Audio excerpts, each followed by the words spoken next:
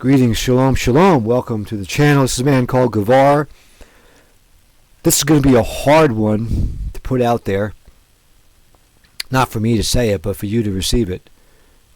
Because the deeper I dive into this topic of equitable interest recovery and unlocking the keys to the matrix, the control grid, the modern day Mitzrayim that we as believers are living amongst, living in, living under, the more convinced I become it's by choice, and to choose it is really a stupid thing to do. And I'm frustrated because I've got this message burning in my bones like Yirmiyahu, my favorite prophet by far. I can't help but speak this because I am convinced this is going to be the segue or the intro, the way they bring in the mark of the beast. And those who don't want to wake up, those who want to stay non-compos mentis, which we're going to talk about in a moment, you're going to not have a choice. You're going to be sucked into a mark of the beast. Oh, you're already working in it. You're already serving in it. You're already serving in the devil's vineyard.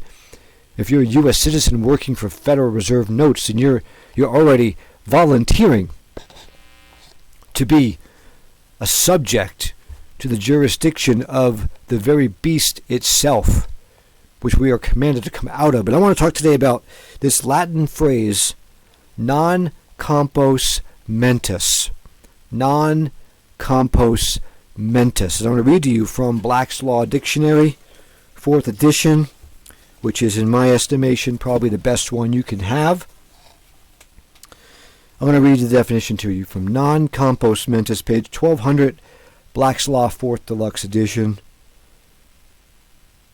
Latin, not sound of mind, insane. This is a very general term, embracing all varieties of mental derangement.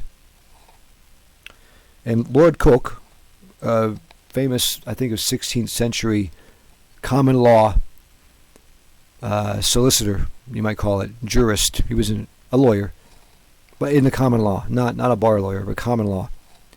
And he said there were 4 different classes of persons who are deemed in law to be non-compos mentis. He said first was an idiot or a natural fool, someone who was just born stupid. Idiot.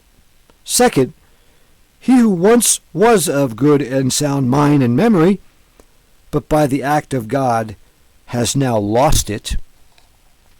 And that's an interesting one, because by the act of God, the God of this world is Shaitan, the deceiver, the adversary. So it's possible by an act of him, he's rendered you insane, non-compos mentis, and that's, mental derangement. Thirdly, a lunatic. And he puts lunaticus qui gaudet lucidus intervalis, which means it's basically psychotic. Somebody who's in of a sound mind sometimes, but sometimes you're not. And then there's fourth one who is non-compos mentis by his own perpetual act, as in being a drunkard or a drug addict. So there's 4 classifications, he says, of being non-compos mentis. There's the idiot, you're just stupid, you're an ignorant fool.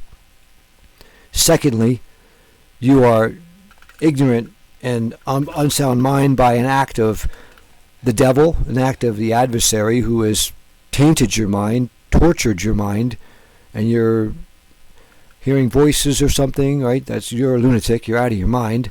Third is what he said. What was the third one? Third one was schizophrenic, where you're sometimes mentally sane and sometimes you're not. And then, of course, the fourth one being an addict, a drug addict. So, brothers and sisters, if you don't heed this message that I'm being burdened, and believe me, I don't want to do this. Honestly, I read the scriptures, I read Deuteronomy, and I read the prophets, and over again, the prophets wailing before Yahuwah, especially like Jonah, who fled from his call.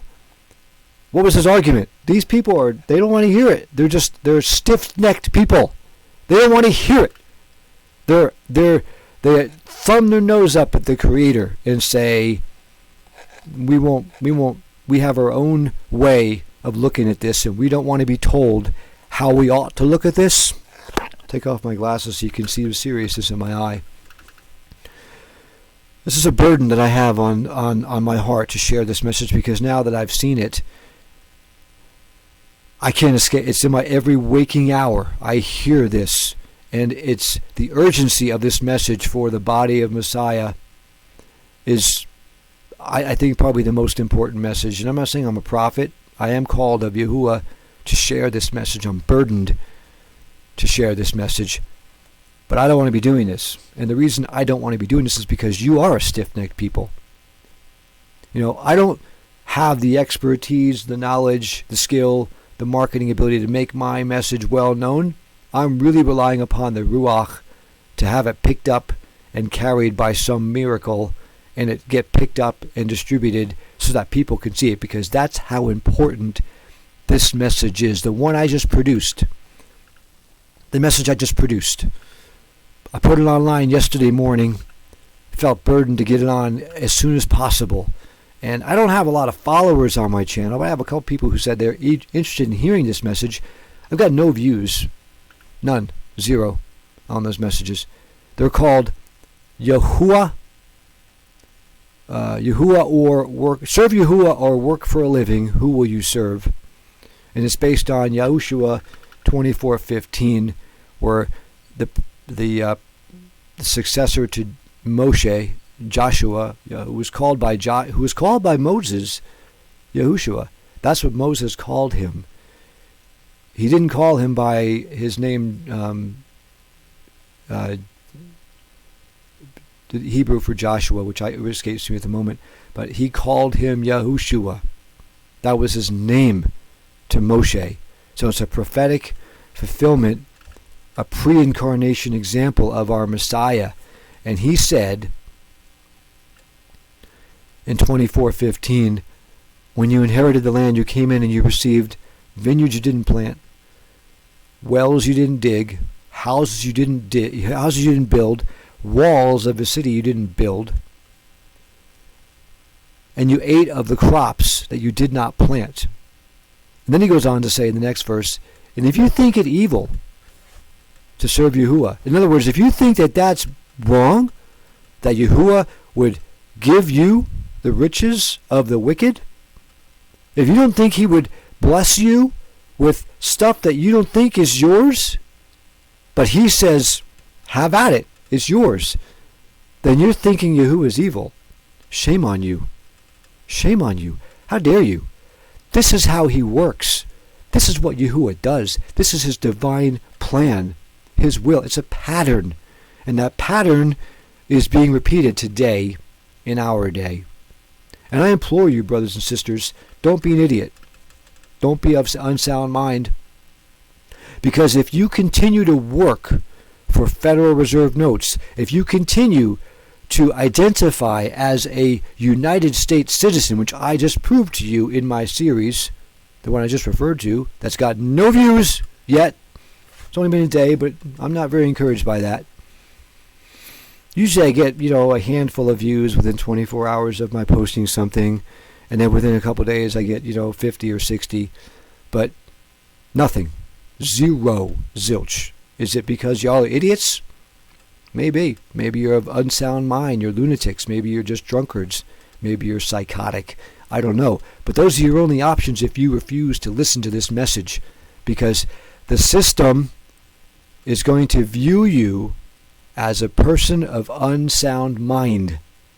If you continue to thumb your nose at Yahuwah and disobey the greatest commandment, which says, thou shalt serve Yahuwah and serve him alone, you shall have no other mighty ones before my face, he said. But you continue by your choice to serve the Elohim of this world through this beast system called United States, a federal corporation. You choose to allow the presumption that you are something that doesn't even exist in law, United States citizen, because the 14th Amendment is what started that. And I told you in my presentation that the 14th Amendment, Congress admitted it's not valid law and it's unconstitutional. So there is no standing in law for you to even represent yourself as a United States citizen. So why are you doing it? Because you're embracing and believing a lie.